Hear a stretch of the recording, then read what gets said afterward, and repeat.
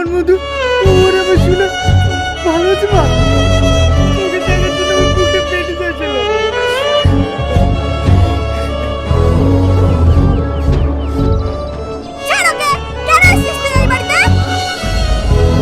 আমি আমার ছেলেকে নিতে এসেছি। কিসের ছেলে? লম্পট খুনি বদমাশ কোথাকার। তোর হাতে আমার নাতিকে তুলে দিয়ে আমার নাতির জীবনটা নষ্ট করবে নাকি?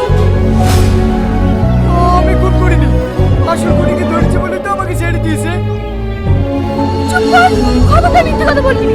তোর এই মিথ্যে কথা বলার জন্য তো আমি শাকিলের কাছে চলে গেছিলাম, আর তুই ওকে মেরে দেবার জীবনটা শেষ করে দিলি। আমি তোমার জীবন শেষ করে দিয়েছি? তুমি আমার সঙ্গে 12 বছর সংসার করে তবু আমাকে চিনতে পারলে না? তুমি কি করে ভাবলে যে আমি একটা মানুষকে খুন করতে পারি? দেখো, আমি তোমার সঙ্গে কথা বলতে আসিনি, আমি আমার ছেলেকে নিতে এসেছি। ছাড় আমার ছেলের হাত, ভালো ভালো বলছে এখান থেকে চলে যা, নাহলে কিন্তু আমি পুলিশ ডাকতে বাধ্য হবো। আর সাথে পুলিশকে এটাও বলবো যে তুই আমার স্বামীকে মারার পর আমাকে খুন করতে এসেছিস। আর তাছাড়া আমার ছেলে তোর কাছে যাবেও না, আর ওখানে গিয়ে থাকতেও পারবে না।